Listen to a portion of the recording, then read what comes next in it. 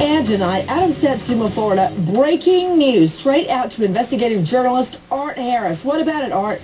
Nancy, I can tell you that on artharris.com we're reporting exclusively Misty Croslin has flunked a secret police polygraph she's taken behind bars. Police have asked her what happened that night. They have been trying to corroborate what she has written in several letters, one to her sister-in-law Chelsea, another to her father, that describes what happened that night. They quizzed her on it under polygraph conditions with a veteran polygraph examiner, and she flunked miserably. Those are the words of the examiner. Her work is in the letter.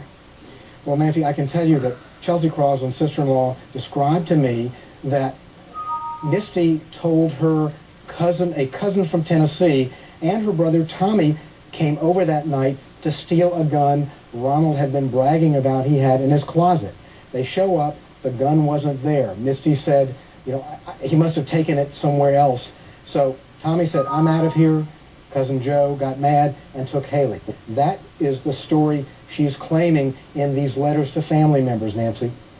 Okay, Art, she's claiming that she was awake and cognizant and knows the cousin took the baby. She has said on several occasions, in addition to the letter, that she remembers waking up and seeing Cousin Joe with Haley. Now, whether that can be corroborated is a big question. He's not been charged. He says he had nothing to do with it. He's not in jail like she is and her brother Tommy.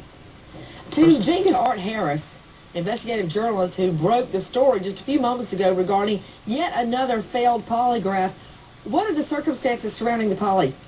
Nancy, I can tell you that investigators have been trying to get Misty to take a new poly for quite a while. She was too sick one night to take it, but finally on February 26, 5:30 p.m., they sent for her from her cell, the St. Johns County Jail. Several investigators and one of the top polygraph operators in who works part-time for a nearby sheriff's department set up for it, and they sent for her. She left her cell, went to the administration building, and they were very careful to spend at least an hour going over questions and what they were going to cover so that they could have control questions, and they knew what they were talking about, and it would be a valid polygraph.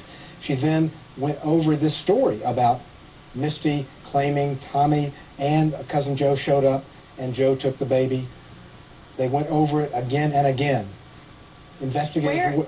Go ahead, Art. Yeah, investigators were waiting in another room. They were so excited, Nancy. They thought this might be the turning point. They had a tidbit. They had Misty telling these morsels that they wanted to believe, and they were trying to parse them out to see what parts of these stories might be verifiable through the poly. That would allow them to take it to the next step and squeeze somebody else maybe. Suddenly the polygraph operator at 8:30 p.m. goes into the other room where everyone is waiting and has to deliver the news. Miserably, she flunked. When you say miserably, how badly did she flunk? Every question, I'm told, there was deception, and they could not verify anything. And it is so frustrating. These investigators have worked so hard for so long. One has even mused that, wonders, could this be someone who can't pass a polygraph, but could she be telling the truth? Art Harris and Elizabeth, if you would take that video in full of Haley. This is on Christmas morning. I remember when Ronald Cummings, could you take down the fonts and the banners and all that? I want to see Haley. I remember Ronald Cummings sitting, watching this with tears in his eyes. Weigh in, Art Harris. Where do we go? Well, Nancy, he has been so distraught publicly that, he has been also ruled out. So you have to come back. It always comes back to Misty. Where they go from here, they're frustrated.